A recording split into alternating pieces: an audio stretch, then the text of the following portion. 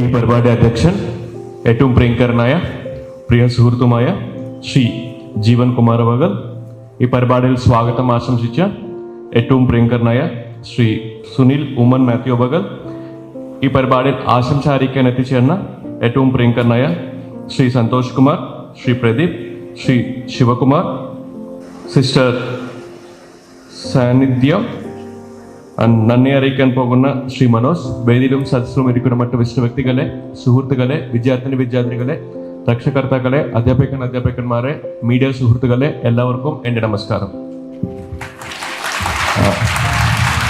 പ്രിയമുള്ളവരെ, അങ്ങ് എല്ലാവരോട് ഒരു 5 മിനിറ്റ് സംസാരിക്കാൻ വേണ്ടിയാണ് ഞാൻ ഇവിടെ വരെ എത്തിച്ചേർന്നത്. അങ്ങ് എല്ലാവർക്കും ഒരു ചെറിയ കഥ പറയാൻ ആഗ്രഹിക്കുന്നു. പറയാൻ പോകുന്നത് ശരിക്കും എൻ്റെ കഥ തന്നെയാണ്. പക്ഷെ പറയുന്നത് ഒരിക്കലും ഞാനൊരു വലിയ ആളെന്ന നിലയിലല്ല. ഞാൻ എൻ്റെ ജീവിതത്തിൽ ചില അനുഭവങ്ങളിൽ നിന്ന് ചില വിഷയങ്ങൾ പഠിക്കേണ്ടി വന്നു. ഞാൻ പഠിച്ച ഈ വിഷയങ്ങൾ അങ്ങ് എല്ലാവരോടും പങ്കുവെക്കാൻ വേണ്ടി മാത്രമാണ് ഞാൻ ഈ കഥ പറയാൻ പോകുന്നത്. അങ്ങ് എല്ലാവർക്കും അറിയാം, എൻ്റെ പേര് കൃഷ്ണതേജാണ്, ആന്ധ്രാക്കാരനാണ്, ഗുണ്ടൂറാണ് എൻ്റെ നാട്. ശരിക്കും പറയുകയാണെങ്കിൽ എൻ്റെ 7ാം ക്ലാസ് വരെ ഞാനൊരു ആവറേജ് സ്റ്റുഡൻ്റ് ആയിരുന്നു. എൻ്റെ ക്ലാസ്സിൽ 25 കുട്ടികളുണ്ടാണെങ്കിൽ 24ാമത്തെ റാങ്കോ അല്ലെങ്കിൽ 25ാമത്തെ റാങ്കോ എനിക്ക് ഉറപ്പായിരുന്നു. അത്ര നന്നായിട്ട് ആവറേജ് ആയിട്ട് പഠിക്കുന്ന ഒരു മോനായിരുന്നു ഞാൻ. എൻ്റെ 8ാം ക്ലാസ് പഠിക്കുന്ന സമയത്താണ് എൻ്റെ കുടുംബത്തിൽ കുറച്ച് സാമ്പത്തിക പ്രശ്നം വന്നു. ആ സമയത്താണ് ചില ബന്ധുക്കൾ എൻ്റെ വീട്ടിലോട്ട് വന്നിട്ട് എന്നോട് പറഞ്ഞു, കൃഷ്ണ, ഇനി നിങ്ങൾ വിദ്യാഭ്യാസം നിർത്തേണ്ടി വരും, ഏതെങ്കിലും ഒരു കടക്ക് പോയിട്ട് ജോലി ചെയ്യേണ്ടി വരും. അങ്ങനെ ജോലി ചെയ്യണമെങ്കിൽ കിട്ടുന്ന ശമ്പളം നിങ്ങളുടെ കുടുംബങ്ങൾക്ക് ഉപയോഗിക്കാൻ പറ്റുമാനോ എന്നോട് എൻ്റെ ബന്ധുക്കൾ പരിഹസിച്ചു. എൻ്റെ അച്ഛനും അമ്മയ്ക്കും ആ സമയത്തിൽ എൻ്റെ വിദ്യാഭ്യാസം നിർത്തിക്കാൻ താല്പര്യമില്ല. പക്ഷെ കണ്ടിന്യൂ ചെയ്യാനുള്ള സാമ്പത്തിക സ്ഥിതിയും അപ്പോൾ ഇല്ലായിരുന്നു. ആ ഒരു സമയത്തിൽ എൻ്റെ അയൽവാസി ഒരാൾക്ക് ഒരു മരുന്ന് കട ഉണ്ടായിരുന്നു. ആ ചേട്ടൻ എന്നോട് വന്നിട്ട് എൻ്റെ അമ്മയോട് പറഞ്ഞു, അമ്മേ, കുഴപ്പമില്ല, കൃഷ്ണൻ നന്നായിട്ട് പഠിക്കാൻ പറയണം, കൃഷ്ണക്ക് വിദ്യാഭ്യാസത്തിന് വേണ്ടി എത്ര ചിലവാകുമോ അതെല്ലാം ഞാൻ തന്നെ വഹിക്കുമെന്ന് ആ ചേട്ടൻ എൻ്റെ അമ്മയോട് പറഞ്ഞു. പക്ഷെ എൻ്റെ അമ്മക്ക് ഒരാളിന് സൗജന്യമായിട്ട് സഹായം എടുക്കാനും താല്പര്യമില്ല. അങ്ങനെയാണ് ഞാൻ എൻ്റെ അമ്മ പറഞ്ഞ പോലെ എല്ലാ ദിവസവും വൈകുന്നേരം ആ ചേട്ടൻ്റെ മരുന്ന് കടക്ക് പോയിട്ട് ഏകദേശം 4-5 മണി തൊട്ട് 8-9 മണി വരെ ജോലി ചെയ്യാൻ തുടങ്ങി. അങ്ങനെയാണ് ഞാൻ 8ാം ക്ലാസ്സും 9ാം ക്ലാസ്സും 10ാം ക്ലാസ്സും പഠിച്ചത്. ഞാൻ എപ്പോൾ ഒരു മരുന്ന് കടക്ക് പോയിട്ട് ജോലി ചെയ്യാൻ തുടങ്ങിയോ എനിക്ക് ഒരു വിഷയം വളരെ കൃത്യമായിട്ട് മനസ്സിലായി. ഞാൻ നന്നായിട്ട് പഠിച്ചില്ലാണെങ്കിൽ എൻ്റെ ജീവിതം മുഴുവൻ ഈ മരുന്ന് കട തന്നെ ആകുമാണ്. ആ പേടിയിലാണ് ഞാൻ നന്നായിട്ട് പഠിക്കാൻ തുടങ്ങി. അങ്ങനെയാണ് ഞാൻ 10th ടോപ്പറായിട്ട് മാർക്സ് നേടി, +2 ഞാൻ ടോപ്പറായിട്ട് മാർക്സ് നേടി, എഞ്ചിനീയറിംഗും ഞാൻ ടോപ്പറായിട്ട് മാർക്സ് നേടി. എഞ്ചിനീയറിംഗിലും ടോപ്പറായിട്ട് മാർക്സ് നേടിയ ശേഷം എനിക്കൊരു മൾട്ടിനാഷണൽ കമ്പനിയിൽ ലക്ഷക്കണക്ക് ശമ്പളത്തിൽ ഒരു വലിയ ജോലിയും കിട്ടി. ഡൽഹിയിലായിരുന്നു ആ ജോലി. ഞാൻ ഡൽഹിയിൽ ജോലി ചെയ്യുന്ന സമയത്ത് ഒരു ദിവസം ആ ദൈവം എനിക്കൊരു പുതിയ റൂംമേറ്റിന് നൽകി. ശരിക്കും പറയുകയാണെങ്കിൽ ഈ പുതിയ റൂംമേറ്റ് IAS ആകാൻ താല്പര്യം. ഒരു ദിവസം ആ റൂംമേറ്റ് എന്നോട് പറഞ്ഞു, കൃഷ്ണ, എനിക്ക് IAS ആവാൻ താല്പര്യമുണ്ടോ എന്ന് പറഞ്ഞു. ഞാൻ അദ്ദേഹത്തിനോട് ചോദിച്ചു, എന്താണ് ഈ IAS? അപ്പോൾ അദ്ദേഹമാണ് എന്നോട് പറഞ്ഞത്, എനിക്ക് ജില്ലാ കളക്ടർ ആവാൻ താല്പര്യമുണ്ടോ എന്ന് പറഞ്ഞു. ഞാൻ ചോദിച്ചു, എന്താണ് ഈ ജില്ലാ കളക്ടർ? കാരണം ഞാൻ ആന്ധ്രയിൽ നിന്ന് ഒരു വില്ലേജിൽ നിന്ന് വളർന്ന ഒരു മോനായതിനാൽ എനിക്ക് അപ്പോൾ വരെ എനിക്ക് അറിയുന്ന ഒരു വലിയ ഗവൺമെന്റ് ഉദ്യോഗസ്ഥരുടെ പേര് തഹസിൽദാറാണ്. ഏതെങ്കിലും കാരണത്തിൽ തഹസിൽദാർ എൻ്റെ നാട്ടിലോട്ട് വന്നാൽ 2 ദിവസം മുൻപ് തന്നെ ഡ്രൈനേജുകളെല്ലാം ക്ലിയർ ആകും, സ്ട്രീറ്റ് ലൈറ്റുകളെല്ലാം ശരിയാകും.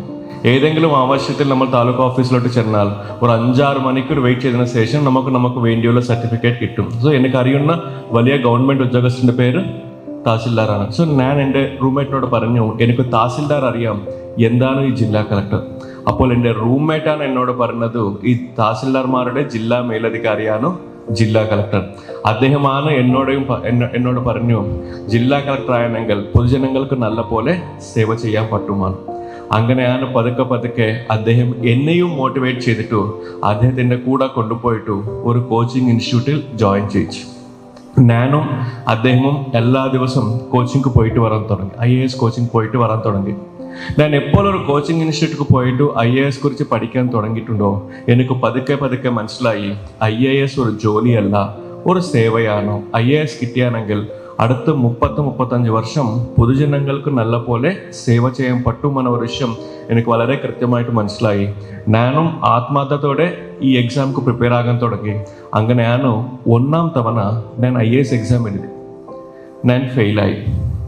ഞാൻ ഫെയിലായ സമയത്ത് ഞാൻ ചിന്തിച്ചു, എനിക്ക് ജോലി ചെയ്യുന്ന സമയത്ത് നന്നായിട്ട് പഠിക്കാൻ സമയം കിട്ടില്ലാതിനാൽ ഞാൻ ഫെയിലായിട്ടുണ്ടായിരിക്കുമെന്ന് ചിന്തിച്ചിട്ടു ഞാൻ എൻ്റെ ജോലി റിസൈൻ ചെയ്തിട്ടു അടുത്ത ഒരു വർഷം മുഴുവൻ IAS വേണ്ടി പഠിച്ചിട്ടു രണ്ടാം തവണ IAS വേണ്ടി എക്സാം എഴുതി.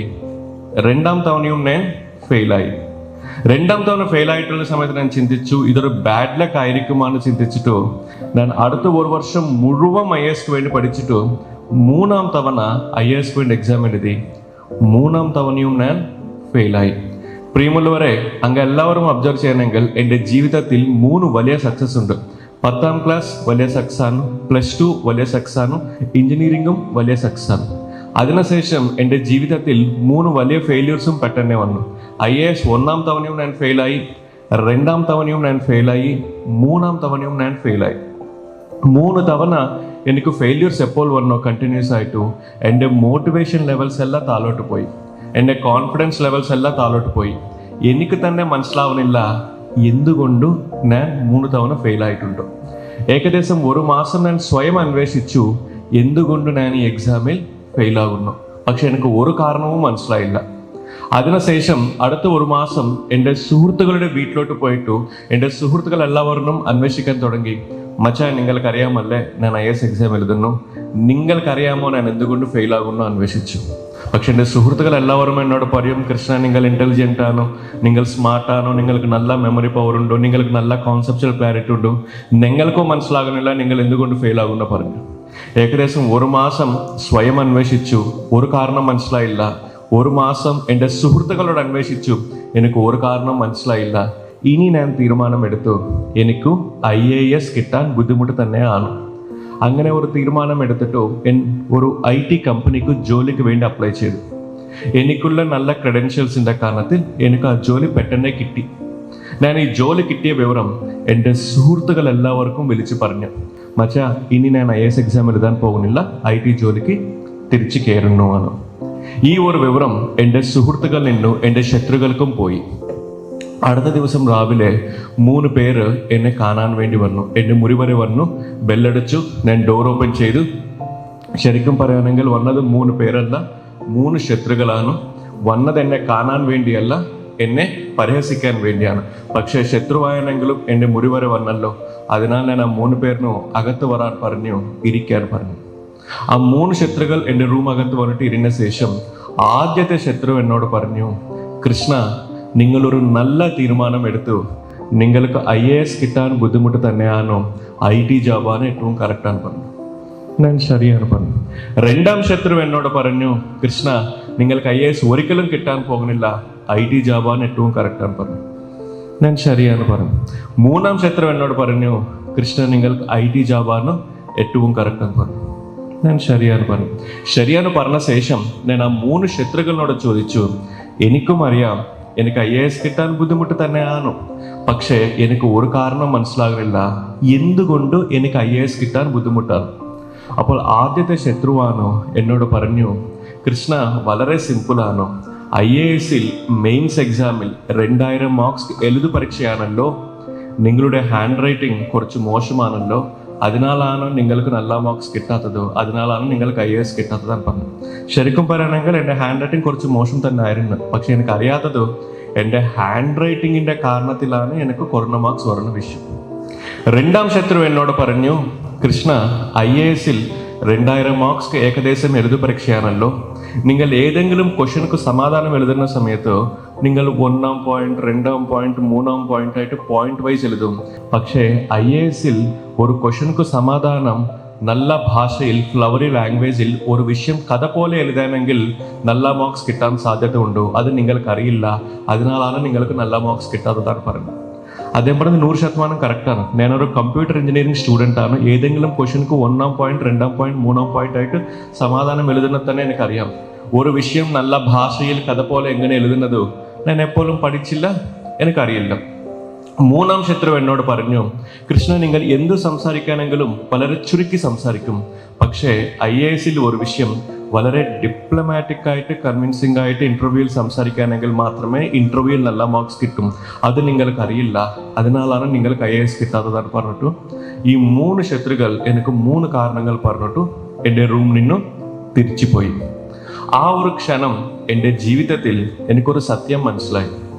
ഒരു വ്യക്തി ജീവിതത്തിൽ പോസിറ്റീവ്സ് എന്താണോ മനസ്സിലാക്കാൻ വേണ്ടി ആ വ്യക്തി ചോദിക്കേണ്ടത്, അന്വേഷിക്കേണ്ടത് അദ്ദേഹത്തിന്റെ സുഹൃത്തുക്കളാണ്. അതേ ഒരു വ്യക്തി ജീവിതത്തിൽ നെഗറ്റീവ്സ് എന്താണോ മനസ്സിലാക്കാൻ വേണ്ടി ആ വ്യക്തി ചോദിക്കേണ്ടത്, അന്വേഷിക്കേണ്ടത് അദ്ദേഹത്തിന്റെ ശത്രുക്കളാണ്. കാരണം നമ്മുടെ ശത്രുവിന്റെ ജോലി എന്താണ്? 24 മണിക്കൂർ നമ്മൾ അബ്സർവ് ചെയ്തിട്ടു നമ്മുടെ അകത്തുള്ള നെഗറ്റീവ്സ് കണ്ടുപിടിക്കണമാണ് നമ്മുടെ ശത്രുവിന്റെ ജോലി. സോ നമ്മളെക്കാളും നമ്മുടെ അകത്തുള്ള നെഗറ്റീവ്സ് ആർക്ക് കൂടുതൽ അറിയാം? നമ്മുടെ ശത്രുക്കൾക്ക്. എനിക്ക് എൻ്റെ ശത്രുക്കളുടെ കാരണത്തിൽ വളരെ കൃത്യമായിട്ട് മനസ്സിലായി, എനിക്ക് IAS കിട്ടാത്തത് ഒരു കാരണമല്ല, 2 കാരണങ്ങളല്ല, 3 കാരണങ്ങളിലാണ്.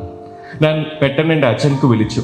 അച്ഛനോട് പറഞ്ഞു, അച്ഛാ, എനിക്ക് IT ജോബ്ക്ക് പോകാൻ താല്പര്യമില്ല, ഇനി 1 വർഷം കൂടി വേണം, ഒരു തവണ കൂടി ഞാൻ IAS എക്സാം എഴുതാൻ ആഗ്രഹിക്കുന്നു പറഞ്ഞു. അച്ഛൻ പെട്ടെന്ന് ഫോൺ കട്ട് ചെയ്തു. എനിക്കറിയാം അച്ഛൻ പെട്ടെന്ന് ഫോൺ കട്ട് ചെയ്യണമെങ്കിൽ 10 മിനിറ്റിൽ എൻ്റെ അമ്മനെ എനിക്ക് കാൽ വരുമാണ്. 10 മിനിറ്റിൽ എൻ്റെ അമ്മനെ എനിക്ക് കാൽ വന്നു.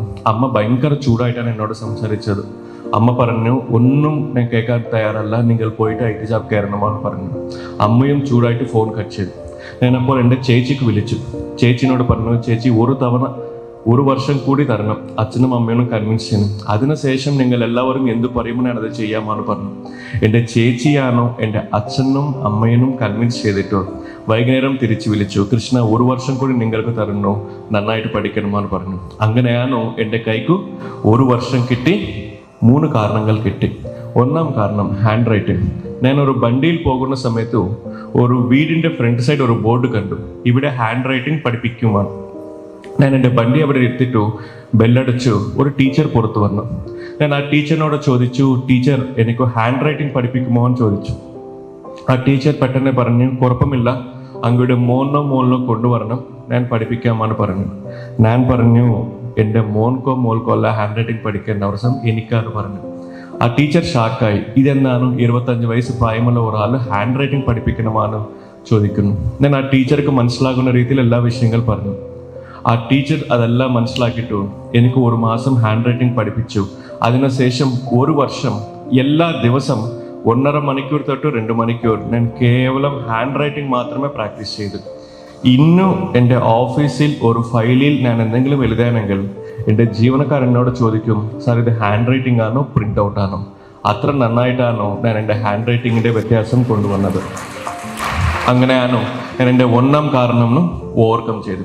2ാം കാരണം സമാധാനം എഴുതുന്ന രീതി മാറ്റാൻ വേണ്ടി. ഓൾറെഡി IAS നേടിയ ഒരു മാഡം ഉണ്ട്, ബാലലത മാഡമാണ്. ഞാൻ ആ മാഡമുടെ വീട്ടിലോട്ട് പോയിട്ട് മാഡമിനോട് ചോദിച്ചു, മാഡം, എനിക്കൊരു സമാധാനം എങ്ങനെ എഴുതുന്ന വിഷയത്തിൽ ഗൈഡൻസ് നൽകാൻ പറ്റുമോ എന്ന് ചോദിച്ചു. ആ മാഡം പറഞ്ഞു, അടുത്ത ദിവസം വരണമെന്ന് പറഞ്ഞു. ഞാൻ മാഡം പറഞ്ഞ പോലെ അടുത്ത ദിവസം പോയിട്ട് മാഡമിനെ കണ്ടു. അടുത്ത ദിവസം വരണമെന്ന് പറഞ്ഞു. അടുത്ത ദിവസം പോയിട്ട് മാഡമിനെ കണ്ടു. അങ്ങനെ ഒരാഴ്ച മാഡം അടുത്ത ദിവസം പറഞ്ഞു. ഞാൻ എല്ലാ ദിവസവും മാഡം പറഞ്ഞ സമയത്തിൽ പറഞ്ഞ സ്ഥലത്തിൽ കൃത്യമായിട്ട് പോയിട്ട് മാഡമിനെ കണ്ടു. 7ാം ദിവസം മാഡം പറഞ്ഞു, കൃഷ്ണ, എനിക്ക് മനസ്സിലായി നിങ്ങൾ ഒരു കമ്മിറ്റഡ് സ്റ്റുഡൻറ് തന്നെയാണ്, അതിനാൽ ഞാൻ നിങ്ങൾക്കൊരു അവസരം നൽകാം. ഞാൻ 365 ദിവസം 365 എക്സാംസ് വയ്ക്കാം. ഓരോ എക്സാം 3 മണിക്കൂറിൻ്റെ എക്സാമാണ്. എല്ലാ ദിവസവും കൃത്യമായിട്ട് 4 മണിക്ക് എൻ്റെ വീട്ടിൽ വന്നിട്ടു 3 മണിക്കൂറിൻ്റെ എക്സാം നിങ്ങൾ എഴുതണം. ഏതെങ്കിലും കാരണത്തിൽ നിങ്ങൾ ഒരു ദിവസം വൈകിയായിട്ട് വന്നാൽ, ഒരു ദിവസം എക്സാം എഴുതാൻ വന്നില്ലെങ്കിലും അത് നിങ്ങളുടെ അവസാനത്തെ എക്സാം ആകുമെന്ന് പറഞ്ഞു. പക്ഷേ നിങ്ങൾ ഈ 365 എക്സാംസ് എഴുതാനെങ്കിൽ നിങ്ങൾക്ക് നല്ല പോലെ മനസ്സിലാകും ഒരു വിഷയം സമാധാനമായിട്ട് എങ്ങനെ എഴുതണമോ. അങ്ങനെ മാഡം പറഞ്ഞ പോലെ 365 ദിവസം എല്ലാ ദിവസവും രാവിലെ കൃത്യമായിട്ട് മാഡമുടെ വീട്ടിലോട്ട് ചെന്നിട്ട് എക്സാം എഴുതി. 365 എക്സാംസ് ഞാൻ ഇപ്പോൾ എഴുതിയിട്ടുണ്ടോ, എനിക്ക് വളരെ കൃത്യമായിട്ട് മനസ്സിലായി ഒരു വിഷയം നല്ല ഭാഷയിൽ കഥ പോലെ സമാധാനമായിട്ട് എങ്ങനെ എഴുതണമോ. അങ്ങനെ ഞാൻ എൻ്റെ 2ാം കാരണവും ഓവർകം ചെയ്തു. 3ാം കാരണം സംസാരിക്കുന്ന രീതി മാറ്റാൻ വേണ്ടി ഓൾറെഡി IAS പഠിക്കുന്ന കുട്ടികൾക്ക് ഒരു കോച്ചിങ് ഇൻസ്റ്റിറ്റ്യൂട്ടിൽ പഠിപ്പിക്കാൻ തുടങ്ങി. ഞാൻ എപ്പോൾ ഒരു ടീച്ചറായിട്ട് പഠിപ്പിക്കാൻ തുടങ്ങിയോ എനിക്ക് വളരെ കൃത്യമായിട്ട് മനസ്സിലായി ഒരു വിഷയം എതിർ വ്യക്തിക്ക് മനസ്സിലാകുന്ന രീതിയിൽ വളരെ ഡിപ്ലോമാറ്റിക് ആയിട്ട് കൺവിൻസിംഗ് ആയിട്ട് എങ്ങനെ സംസാരിക്കണമോ.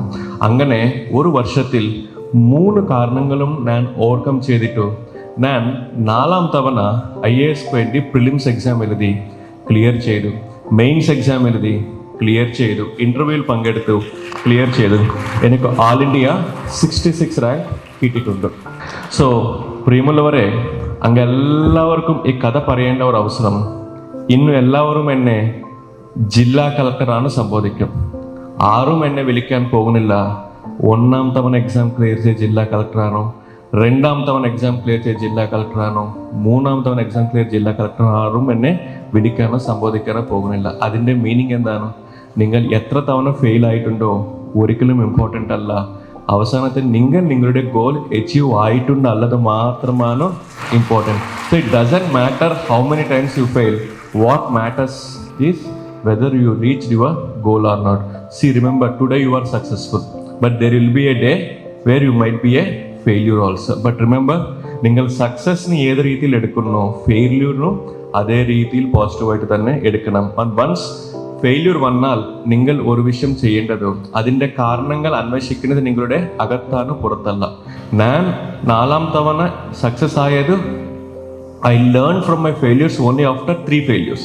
ഞാൻ 1ാം തവണ തന്നെ ഫെയില്യൂർ വന്ന സമയത്ത് if I learn from my failures I would have got success in the second attempt itself. So whenever a failure comes, try to identify the reason within you and I am sure you will overcome it. And thank you for giving me this opportunity and congratulations to everyone for coming out with flying colors. Thank you so much. Have a great day. Entrance സംബന്ധമായ വാർത്തകളും അപ്ഡേഷനുകളും ഏറ്റവും വേഗം ആധികാരികമായി അറിയാൻ brilliant study centre പാല YouTube channel subscribe ചെയ്യുക, bell icon അമർത്തുക. ഈ video മറ്റ് സുഹൃത്തുക്കളിലേക്കും ഷെയർ ചെയ്ത് നൽകുക.